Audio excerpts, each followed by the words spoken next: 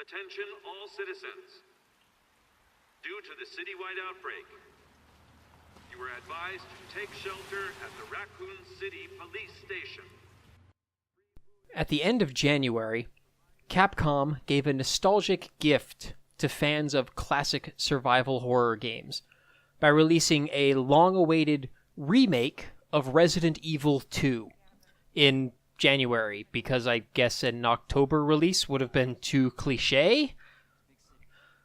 Despite considering myself a horror game fan, and the original Resident Evil being a contender for my short list of favorite games ever, I have to confess that I never actually played through the entirety of the original Resident Evil 2, let alone get through all 4 permutations of scenarios to see the, quote, entire story, unquote. I think I played Leon's A scenario and got out of the police station and then got eaten by an angry sewer alligator, and then I had to give the game back to the friend who I was borrowing it from and just never got a chance to play it again.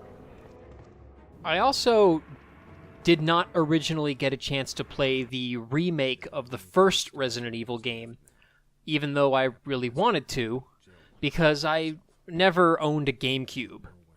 I eventually started a playthrough at a friend's house and had made it through the first couple hours of exploring the mansion.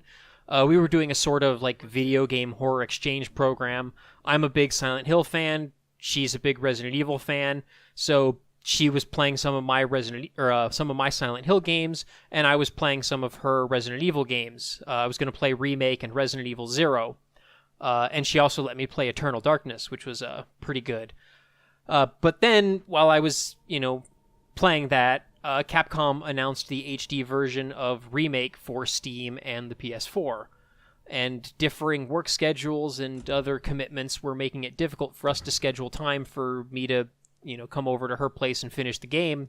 So I ended up just buying the PS4 version and playing through that. And I absolutely adored it. I have a full review on my blog at www.megabearsfan.net. Feel free to check it out. I love the remake of the first game. I mean, it wasn't perfect. There were a few creative and superficial aesthetic choices that bothered me. But, most of those superficial things were things like changing the elegant portrait gallery puzzle into this sort of weird stained glass thingy. To me, it kind of cut into the uncanny feeling of the Spencer Mansion from the original game by adding this extremely gamey puzzle to it. A portrait gallery is at least something that you would expect to find in a real mansion, but these weird rotating stained glass things are not. Remake also missed some opportunities for some common sense improvements, like addressing some of the annoyances with inventory management and the map system.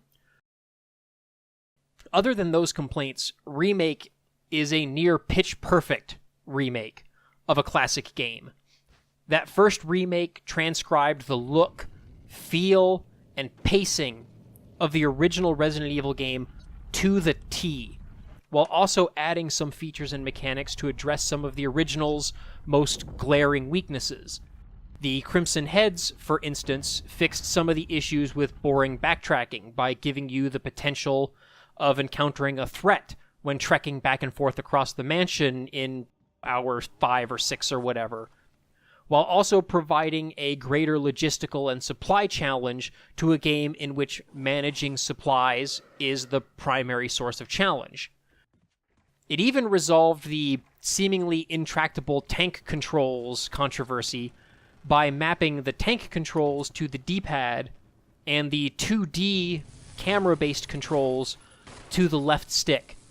Players could use whichever movement method they were more comfortable with at any given time, and could even switch between them on a whim without even having to so much as stop the game to open up a menu. You could use the tank controls on the D-pad when navigating the narrow, twisty hallways of the mansion, then simply move your thumb onto the left stick for, more free movement when you get into a boss fight in a larger, more open arena. It was a genius compromise. I can't believe nobody thought of it sooner. I was also really surprised with just how much I liked the Lisa Trevor backstory. It's this tragic little tale that's foreshadowed to you in bits and pieces here and there, and then, eventually there's an entire subplot about it with the boss fight and everything. Then, Capcom went ahead and impressed me yet again with the release of Resident Evil 7. I had kind of divorced myself from the Resident Evil franchise when Resident Evil 4 had abandoned the slow-paced, cerebral survival horror genre that the first game had pioneered in favor of its campy, shoot-'em-up gameplay. I've never written a full review of Resident Evil 4 because my feelings on the game are very mixed. If you want to get an idea of how I feel about it, you can listen to my commentary on a partial playthrough that I did for a Let's Play channel called On the Branch Gaming. There will be links in the description. Resident Evil 4 I did not find scary or frightening in any way at all. The only thing that's scary about the game is that it was the first Resident Evil game that was actually, difficult. Yeah, there's tension, but you're never scared. There are jump scares, but you're never like... It's all mechanical tension, though. Right, yes, right? It's in the gameplay. The gameplay is scary because there is a legitimate threat of... And scary isn't even the right term. You are afraid... You have a legitimate fear in this game of actually being killed in every single encounter. Yes. Whereas the original games were this slower, more plodding, slow-building, cerebral games of attrition. Yeah. Where if you died in any single encounter in that game, it was because you were trying to. Because those games were easy. But what made them difficult was the long-term, almost logistical challenge of the game.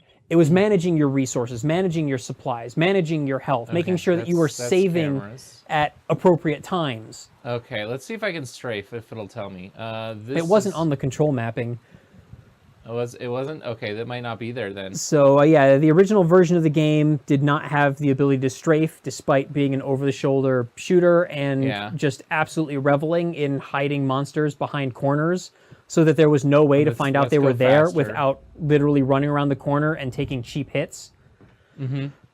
But the thing that really annoys me about Resident Evil 4 is that it set a lot of... Sorry for camera wobbly people. I've never played this on this console, so controls are all going to be new to me. Resident Evil 4 set a lot of gaming industry standards that I do not like. Okay. And the biggest one was that it almost single-handedly killed the survival horror genre. Yeah, because it was so popular. It took the most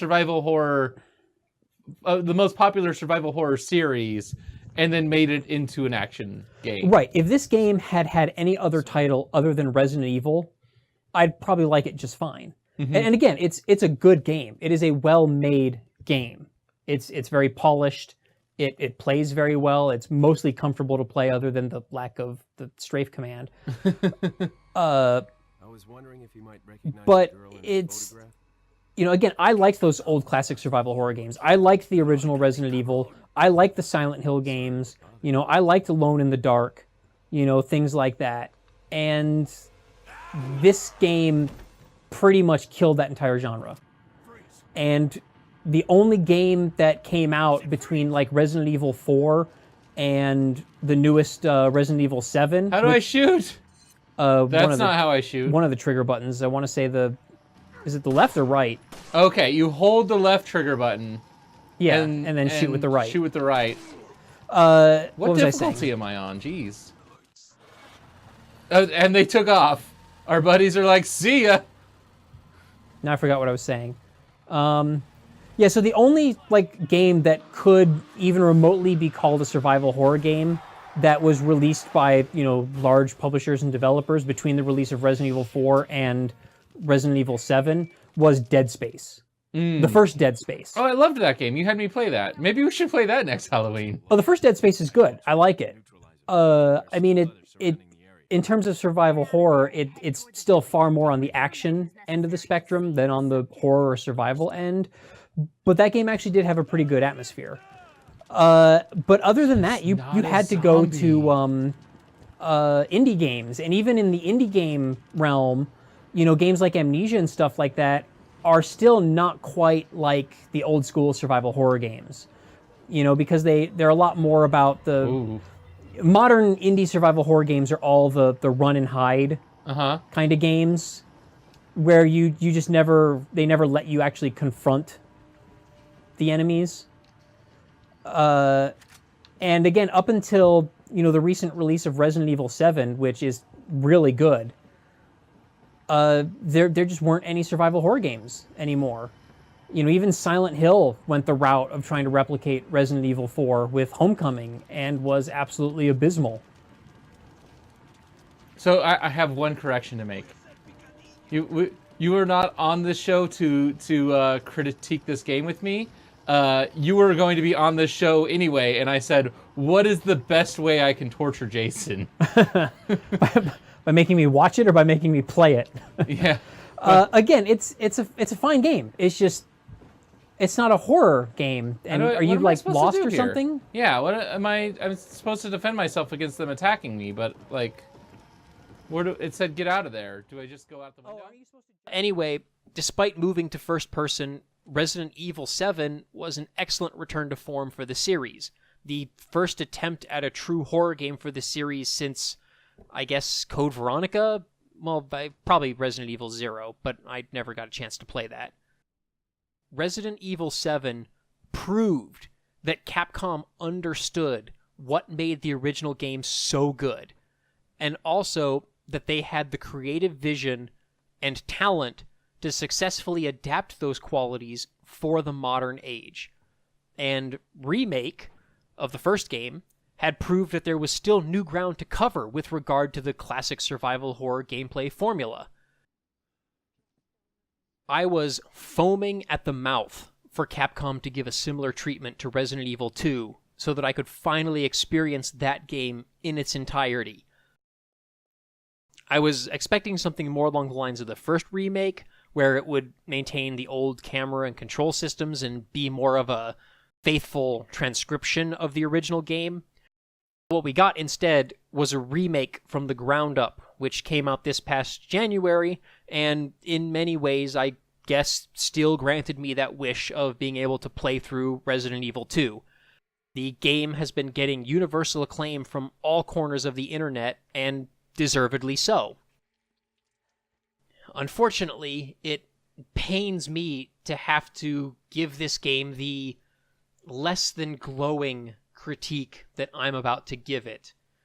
I really didn't want to have to do this, but I am going to have to be that guy, the one raining on the parade and telling people that this thing that they love maybe isn't as great as they think it is. Because I have some serious problems with some of the design decisions that Capcom made with this release. And these are problems that I'm not really seeing anybody else talking about.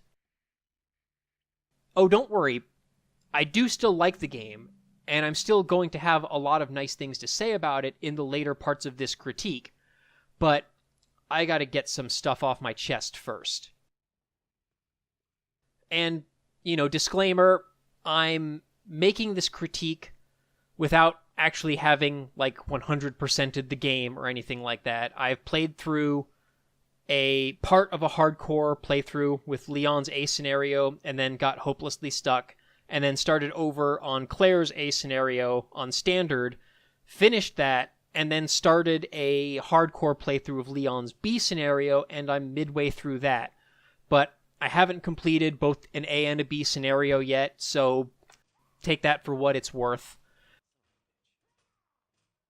And it goes without saying that this critique is based off of the launch version of the game. So if you're watching this video and it's after late February of 2019, Capcom may have patched or updated the game or released DLC or something that mitigates or completely negates some of the criticism that I'm about to levy against the game. If that's the case, then I hope this critique could still serve as a useful warning of what not to do in any future attempts at a survival horror game. Whether that be a remake of Resident Evil 3 Nemesis, or Code Veronica, or a true to its roots Resident Evil 8, or a remake of the first Resident Evil using the third-person camera and controls of Remake 2, which I would still totally play. Or even any other game franchises, such as any future Silent Hill games or remakes, another Evil Within sequel, Outlast sequels, future Fatal Frame installments, any new Alien games, new Dino Crisis games, new Onimusha games, another Alan Wake, an Eternal Darkness sequel, I hope, fingers crossed, Dead Space revival, another Alone in the Dark revival, Clock Tower revival, maybe another stab at John Carpenter's The Thing, X-Files games, yada yada. I do have a full review of the Resident Evil 2 remake on my blog at www.megabearsfan.net. I invite you to go ahead and check that out. Most of the points in here will be taken pretty much verbatim from that blog post. With that said, let's talk about the Resident Evil 2 remake.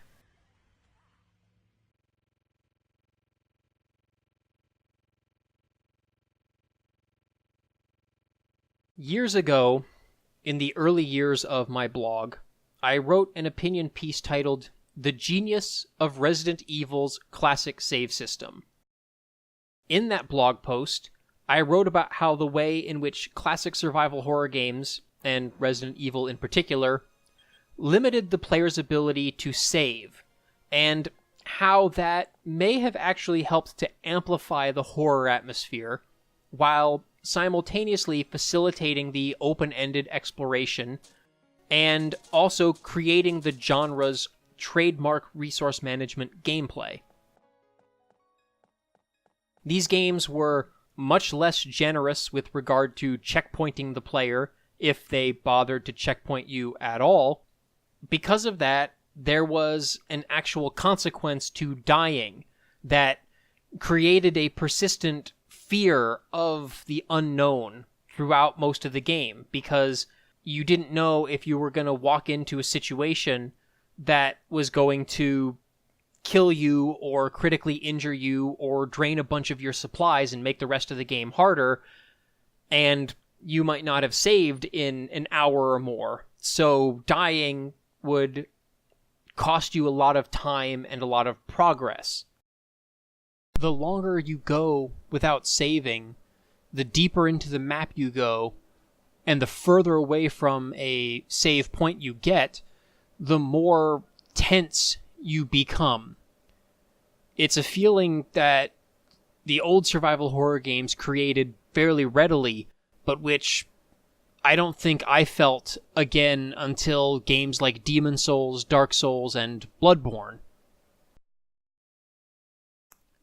I think what separates good trial and error gameplay from bad trial and error gameplay is that even if you're having to repeat a segment of the game, you feel like you're learning something and getting better.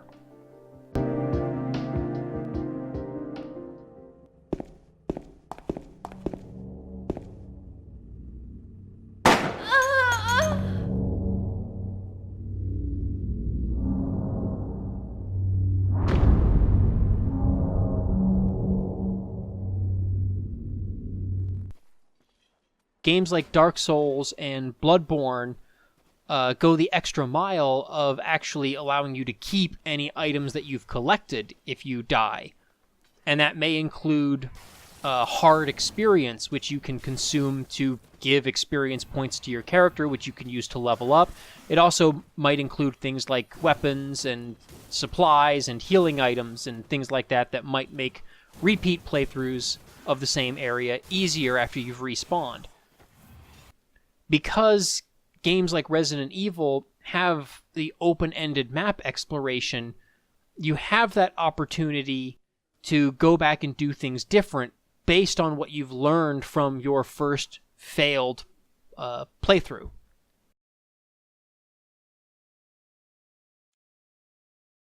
I loved the old Resident Evil's ink ribbon method of saving. And I was thrilled that the brilliant remake of the first game maintained these old systems to excellent effect. Other games like Resident Evil 7 and Alien Isolation have also brought back more traditional survival horror save systems, but without the added complexity of tying it to a consumable item, at least not on the default settings and difficulty levels. One of the things that I really liked about the old save systems is that if you died and lost a lot of progress, that was a mistake that you typically only made once. After that, you would get much more rigorous about saving whenever you had opportunities to, and the original Resident Evil games were actually pretty generous about providing you with ink ribbons.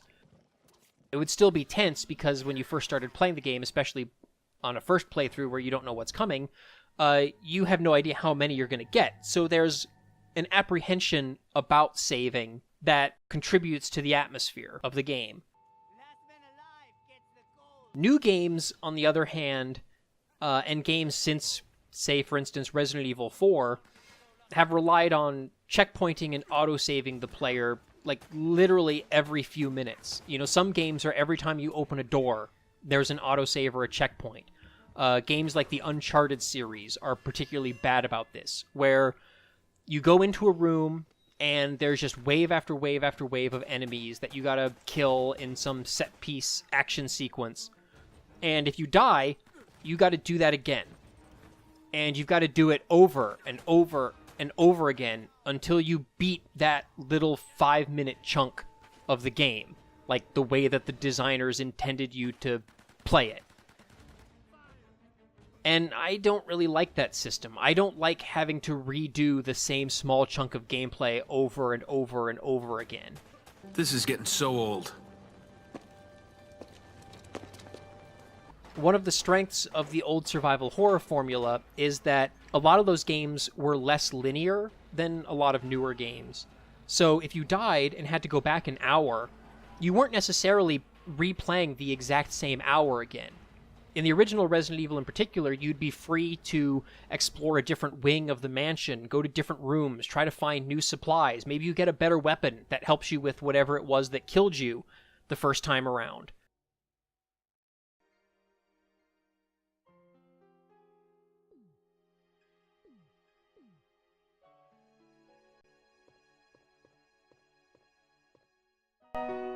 Well, what should I do now?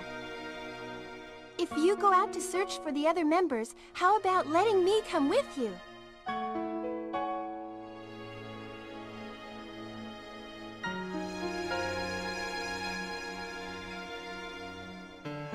All right, let's do it. Yes, sir. I'll do my best. I have to prepare something. Would you like to go ahead?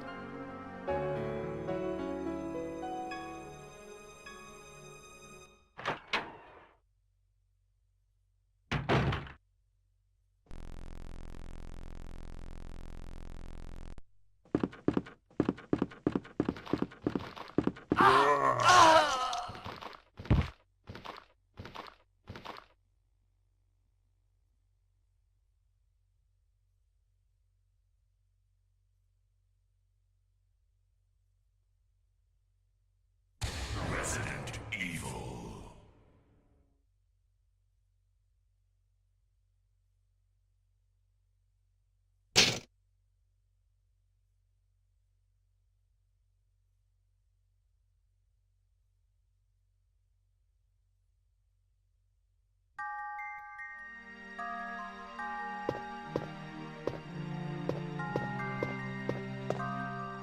Well, what should I do now? If you go out to search for the other members, how about letting me come with you?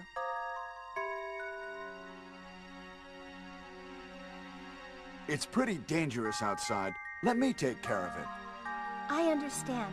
For now, I'll wait here. Since there are a lot of chemicals in this room and they might be useful. Well, I'll look over the chemicals.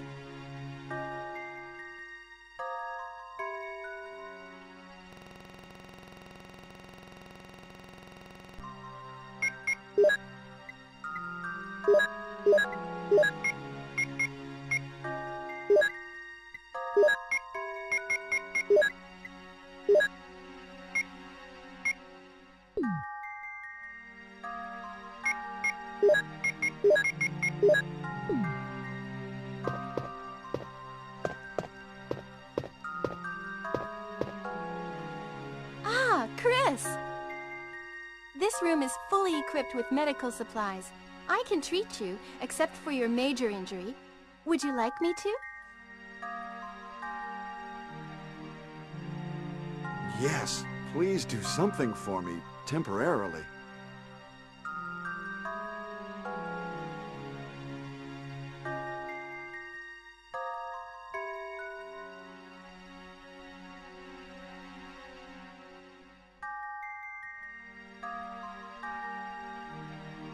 Most of these medicines are from Umbrella.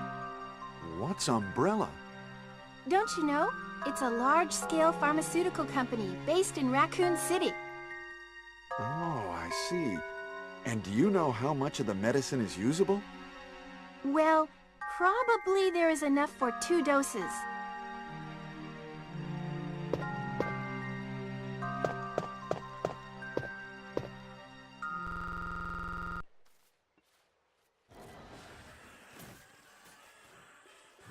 It doesn't feel as rote. It doesn't feel as repetitive. Every restart, every retry can provide a unique gameplay experience, rather than simply pounding your head at the same thing over and over and over again. Now, that's not to say that pounding your head against the wall over and over and over again is necessarily a bad thing. There are plenty of games that I do enjoy that have systems like that.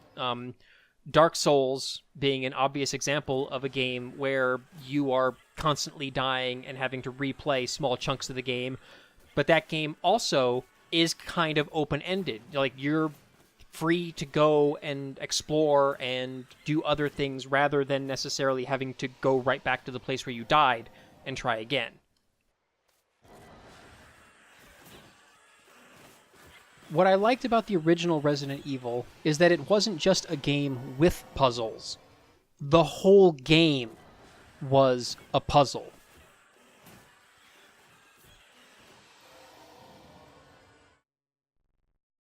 Remake 2 does implement that classic save system with the typewriters and the ink ribbons, but it does make 2, I feel, fundamental mistakes with that save system. First and foremost, by default, the game apparently uses autosaves and checkpoints, and you can manually save at the typewriters without an ink ribbon. This all works similar to Resident Evil 7.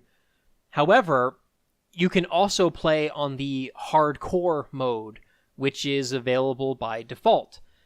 And it's the hardcore mode that has the typewriter and ink ribbon saving that gives you an experience more similar to the original save system. This is kind of a problem. The hardcore mode also doubles as the game's hard difficulty setting. On hardcore mode, there's no autosaves, no checkpoints, and you must consume an ink ribbon to save at the typewriters. Just as in the original game, that's all fine. That's what I want.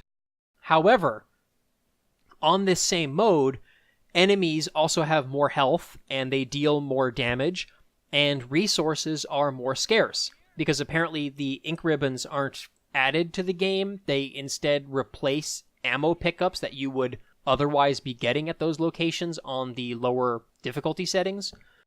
This really screws with the balance of the game, such that this manual save system becomes much less viable for a first-time playthrough.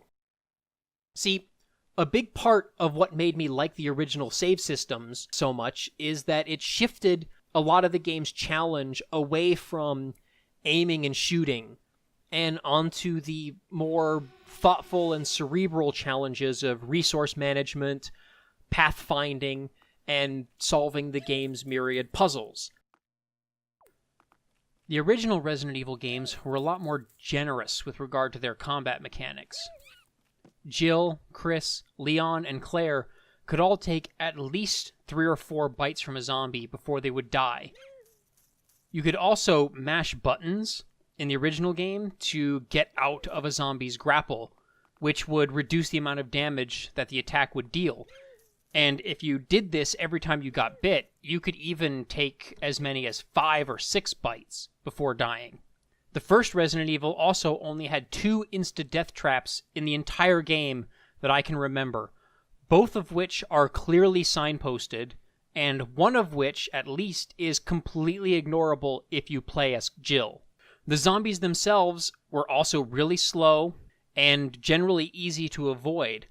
In the original game in particular, as part of their shambling walk animations, they'd sometimes even turn in random directions so that you could easily run around and avoid them. You'd have to wait sometimes for this window to open up, and yeah, it would be kind of up to luck whether it would happen at all, but it did mean that if you were careful, you could get by almost any zombie unscathed.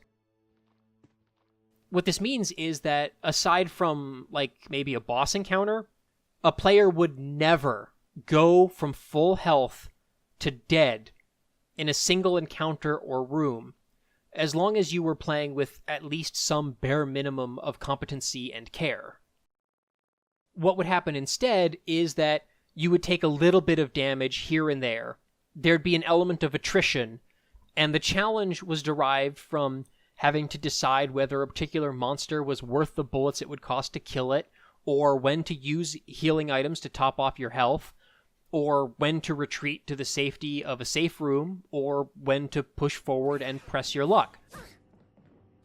Resident Evil might have become more popular than other games in this genre because it was also particularly good in this aspect, since it featured some additional risk-reward nuances like, say, the herb mixing, which encouraged you to save up your green herbs until you found the red and yellow herbs to mix them with. Right? Yellow herbs were in the original game, right? So the question would be, do I use a green herb now to bring me from danger to caution? Or should I wait for a red herb since I can go all the way up to fine from danger? Other games like Silent Hill 2 even subverted the desire to conserve healing items and turned that into a trigger for one of the game's genius and depressing endings. The challenge in these old survival horror games wasn't the combat, it was the management of the resources. Resource management, however, is not the principal challenge in Remake 2. The game has shifted to a behind-the-back, third-person shooter akin to Resident Evil 4, which turns aiming and shooting into the principal challenge. The zombies in Remake 2 shamble and are generally slower and easier to hit than the sludge monsters of Resident Evil 7, at least they were to me. Except, of course, for Lickers, which are really hard to hit. But these zombies are exceptionally good at lunging and biting the player if you get anywhere close to them. If you lack the bullets to take them down, you can't reliably run past them unless you get really good at managing, like, the running backwards and then sprinting by them after they lunge. You're going to be stuck in claustrophobic hallways, and you may think that you have enough room to run by a zombie, but believe me, you don't. They will lunge, and they will grab and bite you. Because the hardcore mode also doubles as the game's hard difficulty, the zombies hit harder, and I would die in just 2 bites from a grunt zombie. This means that every single individual encounter can bring a player from full health to dead with just a single slip-up or 2. There's actually significantly fewer zombies in this game compared to the original, at least from what I remember. I remember rooms in the original Resident Evil 2 having like 5 zombies in them, and now the most I ever see is like 3. There's like a couple places that have more than that, but it's really rare. These fewer zombies are a lot harder to kill, and virtually impossible to run past unscathed. I have to assume that Capcom is expecting me to shoot the zombies once or twice to stagger them or take out their legs and then run past, because that's been the most successful strategy that I've found. ammo is in such short supply that if I spend even a single bullet, the fallacy of sunk cost starts to kick in, and I want to finish the zombie off. I mean, maybe overcoming the sense of that fallacy is like the whole challenge of the game, but on hardcore mode in particular, it might take 4 shots in the leg to knock a zombie down, and it might only take 5 shots to the chest or head to permanently kill that zombie, because from the little bit of experimentation that I've done, like, the amount of damage that you deal in a particular shot seems to be random. Headshots don't seem to deal any additional damage, they just have a higher chance of staggering the zombie or causing a critical hit. So if it's going to take 4 shots to take out the zombie's leg and might take 5 shots to kill it, I kind of feel like I should probably just go for the kill and take the zombie out permanently. Seriously?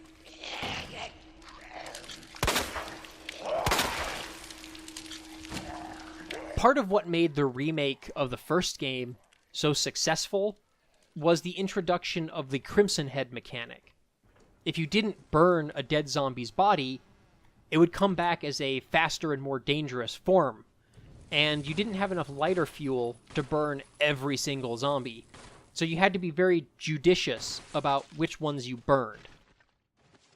Killing a zombie and not be able to burn it was a huge liability. And because of that, I would, in that game, frequently use a bullet or two to stagger a zombie and then run past them. In the economy of that game, lighter fluid was more valuable than ammunition. There is no lighter fluid or burning zombies or crimson heads in Resident Evil 2 Remake.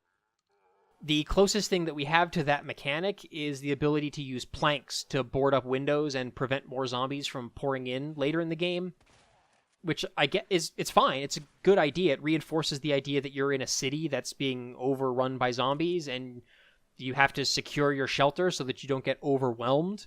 It's a nice mechanic. I like that it's included, but I think I liked the first remake's Crimson Head mechanic better.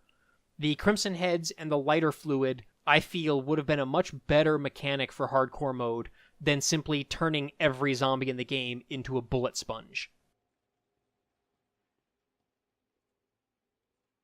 In any case, the frequent cheap hits, and this game does have quite a few cheap hits, and the low character health meant that I can rarely afford to take a second hit. So I have to top off my health whenever I am able to on hardcore mode. This completely undermines that element of attrition and strategy that I said made the original save systems work so well, and that helped those systems to so effectively build tension over long stretches of the game. The original games, and also Remake and Resident Evil 7, were fairly generous about how much punishment the player can take, thus allowing you a few screw-ups before the game would kill you. Remake 2's hardcore mode will kill you at the drop of a hat, no matter how carefully you've managed your resources and supplies. You die, and it's back to the last save point for you. That harsh punishment is fine. It worked fine 20 years ago in games where you could take a few hits and then still decide whether you wanted to risk pushing forward or retreating to the safety of a safe room or to backtrack to find more healing supplies. If you got yourself killed and lost an hour or more of progress in those original games, that was mostly on you. Dying and losing progress doesn't feel like it's so much on the player anymore in Resident Evil 2 Remake. Death doesn't come about as a result of inefficient exploration or poor resource management. It comes about because you walked into a hallway with 2 zombies, you missed the headshot or the knee shot, and then you got bit to death despite having been at full health and having properly managed your health and resources before you entered that hallway or room. Now, players like me, and I'm sure many others, who want that old experience of playing this slow-paced, careful, deliberate game of exploration and logistics and resource management which, by the way, is an experience that Resident Evil 7 mostly successfully transferred despite being in first person, so it's not a matter of camera angle or control scheme. Players like us that want that sort of experience are now stuck having to play the hardcore mode, which also requires us to be perfect when it comes to aiming and shooting. Seriously, hardcore mode and the difficulty level should have been two separate settings. I should be able to choose to play the game on the standard difficulty with zombies having standard health and dealing standard damage, and still have the ink ribbon save system enabled. Now, I've also heard people excuse this away by saying that the hardcore mode is intended to be for repeat playthroughs. To that, I say, no. That completely defeats the purpose of the save system. Limiting how often you can save only builds anxiety and tension if the path ahead is unknown. If you have already beaten the game, and you understand the map, understand the enemies, know when boss fights are coming, know where valuable items and supplies are, and know how to avoid conflicts, then you're under less pressure to save. You know what's coming, so you can plan out when to save in order to optimally use your resources, or even to create easy points of return if you end up having to save scum. In hindsight, I kind of feel like maybe I should have been more harsh on Resident Evil 7 for its cassette save system. That game also unlocked a similar Madhouse difficulty setting after you beat the game on the standard difficulty setting, and Madhouse introduced consumable cassette tapes that were used to save and acted as a stand-in for the ink ribbons in the other Resident Evil games. And a similar complaint can be levied against that game, that once you beat the game, the limited save system is less meaningful, if not completely moot altogether. And both Resident Evil 7 and Remake 2 do admittedly mix things up a bit in repeat playthroughs in order to mess with your sense of security. I still feel like you'd have too much knowledge of the game for the consumable save items to have the fullest impact. Furthermore, Resident Evil 7 relegated its Madhouse difficulty to repeat playthroughs only. It was not available by default, at least I don't remember it being so. So it was clear that the standard mode, with all the checkpoints and autosaves, was the intended way to play.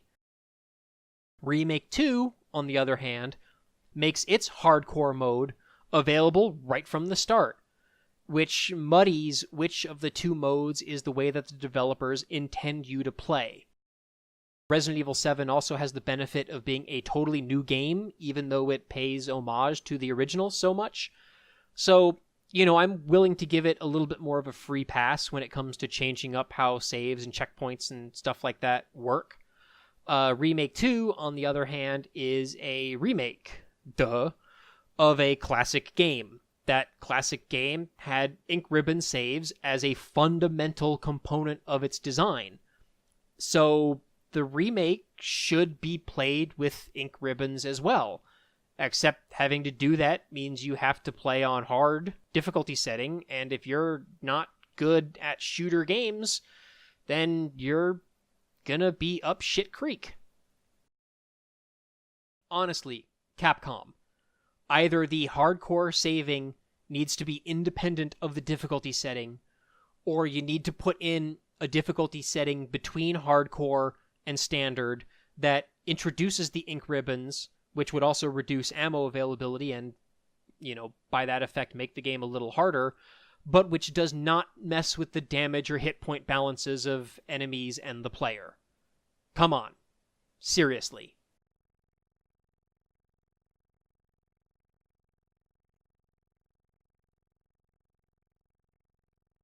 The real killer here, however, and the thing that frustrated me even more, is that even the standard mode has a fundamental flaw. The Resident Evil 2 remake allows you to back yourself into a corner in which it is literally impossible to progress the game any further. Despite the fact that you could blow through all of your ammo and healing items in the original Resident Evil games and also in other survival horror games like Silent Hill, those games never, at least I don't ever recall any of them doing so, they never allowed the player to put yourself in a position in which it is not possible to damage enemies. Yeah, it could be possible in Resident Evil in particular to put yourself in a position in which you do not have any ammo to kill a boss in this particular life, and so you get into a boss fight and you have to die because you can't kill it. But you'd reload your most recent save, and you would always be able to pull that trusty old combat knife out of the item box, take it into the boss room, and tank the boss in melee. Yeah, it would be prohibitively difficult to beat a boss with the combat knife, but with enough practice, it was definitely possible. I mean, people do knife-only, no-damage runs all the time. It's doable. This safety net, however, is not necessarily available to you in Remake 2. And that's because, in what I consider to be a boneheaded decision by Capcom, the combat knife in this game has a durability meter. And when its durability reaches 0, the knife breaks, and it disappears from your inventory.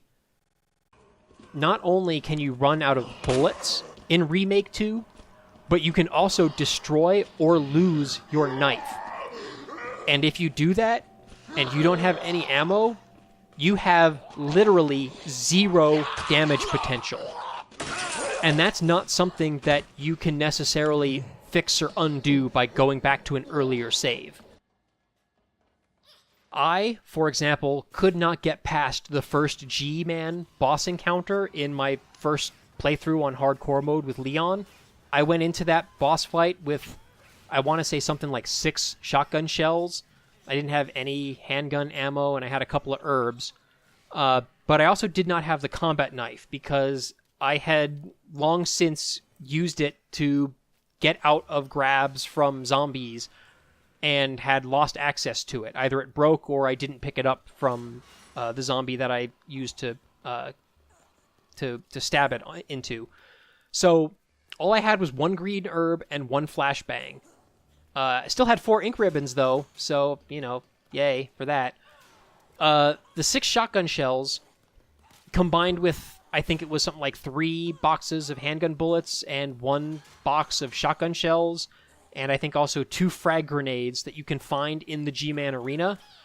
All of that was not enough to get through the boss on hardcore mode. I played this fight 7 or 8 times over the course of 2 evenings, and I could not deal enough damage to finish this boss off. I tried conserving all my bullets and only shooting them at the giant eyeball that would pop up on his shoulder every so often. I even waited for that eyeball to appear before throwing my frag grenades at him, in the hopes that that would deal extra damage as well. Almost every time, I got him down to critical health. The eyeball turned red and bloodshot, but then I would run out of bullets before I could deal the killing blow. Every time. And I didn't have access to a knife, and there was no additional ammunition spawning in the arena, and I had already used up all the ammunition that was in the police station, and I had already used up all of the gunpowder that was in the police station, and there's no other melee attacks, no punch or pistol whip or anything, so it was literally impossible for me to deal enough damage to beat this boss. Now, alright, I don't know, maybe those 3 boxes of bullets and shotgun shells and frag grenades that you find in the arena, maybe that is enough to kill the monster if you, hit a perfect bullseye with every single shot and every grenade throw, but, I'm definitely not perfect, and I don't know anybody else who is. And honestly, most of the people who play this game probably aren't even going to run into this problem or necessarily see it as a problem. I bet that the vast majority of players probably start out on the standard mode where you have a ton of ammunition and running out of it, especially in that first boss fight, is highly unlikely. It's probably only the players like me who wanted an experience similar to the original games, but who aren't really the best at, Twitch-based shooting. Players like us are the ones that this is going to disproportionately affect, which is a shame because they're trying to recreate the experience of the original game in an attempt to appeal, I would assume, to fans of the original game, and I'm sure at least some significant portion of the fan base of the original Resident Evil games also don't really have very good Twitch-based shooter skills and probably struggle to play this game on hardcore mode. I don't know for sure. Your actual results may vary. Yeah, sure, maybe I could have gone back to an earlier save and conserved more of my ammunition. From my point of view, that doesn't matter. I should not have to go back and save scum. The game's designers should not have set up the rules of the game so that the player can ever be stuck in this situation in which you cannot defeat a boss that must be defeated in order to progress the game. They should never have set up a situation in which you have to save scum. To me, that's a fundamental design flaw, and I cannot make excuses for it. As far as I can remember, that was not the way that any of the old Resident Evil or Silent Hill games used to work. You can say all you want about how bad the original Resident Evil save system, or tank controls, or combat, or voice acting were. At least that game's designers were smart enough to ensure that the game is always beatable. I was stuck, and I literally had to restart the entire game from the beginning, and this time I went on standard mode and picked Claire. I still had to go into that standard play with Claire with the realization that even on this mode, the knife still has durability. So running out of damage potential is still a possibility. Even on standard mode, it is still possible to blow through all of your ammo, lose or break your knife, and be left with no way to possibly deal damage to that inevitable first boss. I mean, yeah, you'd have to play extremely terribly in order for this to happen on the standard game mode, but it is possible. So, that's why my very first tip in the strategy and tips guide that I put on my blog is to stagger your saves, so that if this happens to you, you don't have to restart the entire game. And I can't help but wonder if this is the exact reason why the first remake had actually had two different knife items. That game had the regular combat knife, and it had the defensive daggers, which were separate items that were used separately. By trying to combine both of these items into one item in Remake 2, Capcom has effectively broken the game. I don't know that there's really any way around it. Even if Capcom were to remove the knife's durability, or allow it to still be used after its durability reaches 0, like just deal 1 hit point of damage each time you attack with it, like the broken sword in Dark Souls, for instance. Even if they did that, you could still run into a situation where where a zombie grabs you, and you stab it with the knife, and then you don't have the ammo to actually kill the zombie and get the knife back. In that case, you'd still be stuck with no ammo and no knife and potentially 0 damage potential. Alternatively, if Capcom did not require the players to kill a zombie in order to retrieve the knife, then the knife would allow you to always escape zombies without taking damage and would break the game in the opposite direction by making it too easy. So, short of giving the characters a punch or pistol whip, I'm not really sure if there is any resolution to this conundrum. I mean, me personally, I would say that because the knife is generally pretty weak, and the fact that it takes up an entire inventory slot, means that I don't think it needs any durability at all. Maybe instead of using it like the defensive daggers of the first remake, Capcom could have set up some kind of like parry or counter window with the knife that allows you to stab or slash lunging zombies to push them away with minimal damage to yourself, but without getting it stuck in the enemy's body and losing it from your inventory. Yes, you should be worrying about conserving ammo. That's an important part of the survival horror formula. Every bullet that you squandered now is one fewer bullet that you're going to have available later. But you should never need that bullet in order to progress the game. Spending that bullet should never mean that beating the game is now impossible. It should be harder, but not impossible. What this does is it creates a challenge that is not fair. I'm okay with the game being hard. I'm okay with it having a degree of trial and error. I'm not okay with that challenge feeling unfair or unreasonable. A great example is, again, to take a look at Dark Souls. The tagline for Dark Souls was "Prepare to die." That game markets itself as being incredibly difficult. It's not as difficult as it's made out to be, but yeah, it's a pretty retro, old-school style of challenge. But one of the other things that you will probably very commonly hear from Dark Souls players is that the game is difficult, but it's fair. It's not always fair. There's still things like the Capra Demon, which is BS, but the Capra Demon is optional. You don't have to fight it. But still, the Dark Souls does have some BS cheap stuff in it. At a fundamental level, the game is difficult, but it is fair.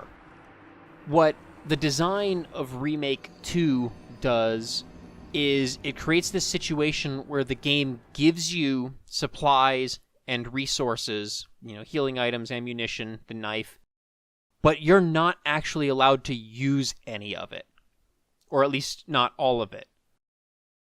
If I have the resources on hand, I should be able to use them if I feel that I need to. Again, squandering them should make later parts of the game harder because I'm not going to have that available, but it should not make it impossible. I should be able to use my ammunition and my knife and my grenades and everything now if I feel that I need to, and that should not bar me from being able to progress the game later. It should make progressing the game harder, but not impossible. I keep having to repeat that. What this does instead is it creates this paralysis where I don't want to use one bullet to stagger a zombie or take out its leg or whatever, because that one bullet might be the one extra bullet that I need to defeat the boss. What Remake 2's design requires from the player isn't just that you be judicious with your supplies. It's that you have precognition of the future. I, as a player, on a first-time playthrough anyway, don't know when a boss fight is coming. And even if I expect a boss fight's coming, I have no way of knowing just how bullet spongy the boss is going to be.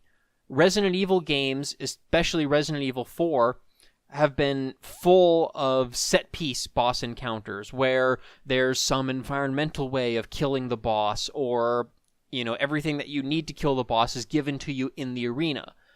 So there is a reasonable expectation here that the boss fight will not require the ammunition that I was given prior to the boss fight.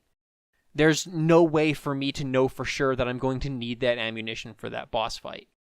Yes, these constraints do make the game harder, but to me, they make that extra challenge feel artificial and, as I said before, a little unfair.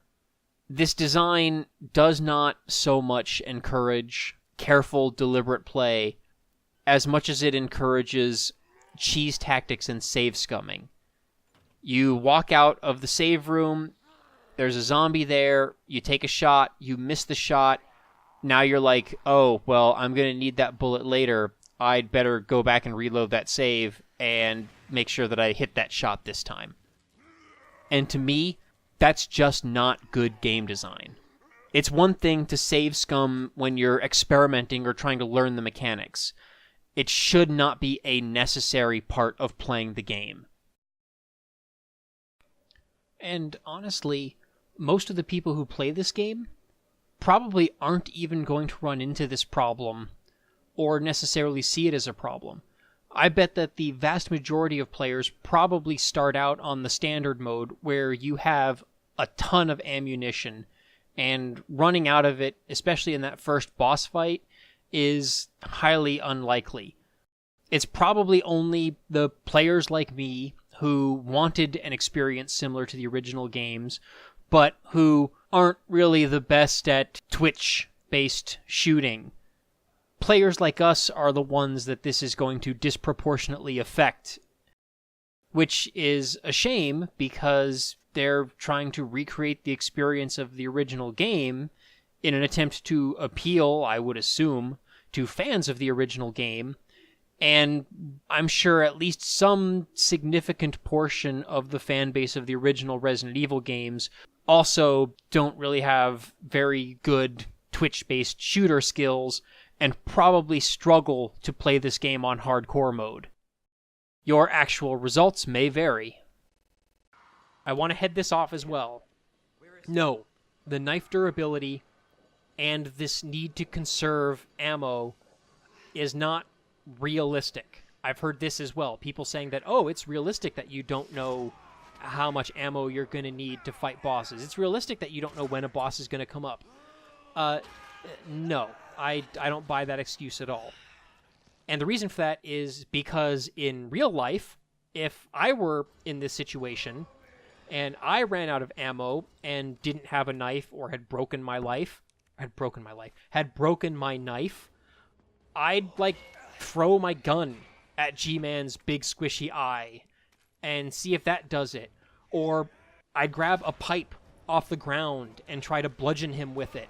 I mean, he picks up a pipe off the ground and uses that as a weapon against you. Why can't I do the same thing?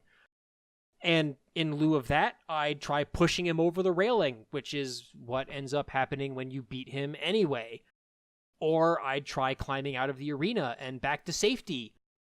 Failing all of that, I'd punch, kick, scratch, and claw to preserve my life as long as possible. I would not just keel over and say, "Welp, I'm out of bullets. I guess you just have to kill me now."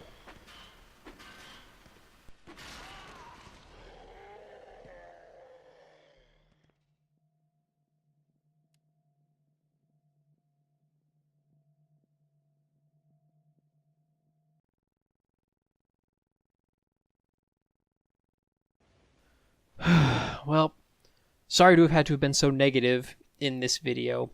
I really do like this game. It's a good survival horror game, and I'm very, very glad that AAA publishers are making games like this again. Between Alien Isolation, the first remake, and Resident Evil 7, and whatever Silent Hills might have been, it looks like publishers are now fully aware that there is an audience for survival horror games, and I'm hoping that good ones will keep coming. But I just had to get those complaints off my chest. So this first video was very negative. The next video is going to have a much greater balance of things I like and a few more nitpicky complaints. But there's going to be nothing in the second video that's going to be as fundamental or potentially game-breaking as the stuff that I went over in this one. In the meantime, I do have that full review of Resident Evil 2 Remake on my blog at www.megabearsfan.net. I invite you to check that out while you're waiting for part 2 of this video to be released. If you really enjoyed this video and would like to see more like it, or if you really enjoy the blog, or both, I invite you to please check out my Patreon page and consider becoming a patron. As I hit my goals, I plan on making matching donations to a charity or nonprofit. The specific charities or nonprofits, I have not yet determined what they'll be. I might have a poll to let the patrons decide, or I might just pick something. A portion of the money that you donate will definitely go to a good cause. Thank you for listening, and I hope to see you back in a week or two when part 2 of this video gets released.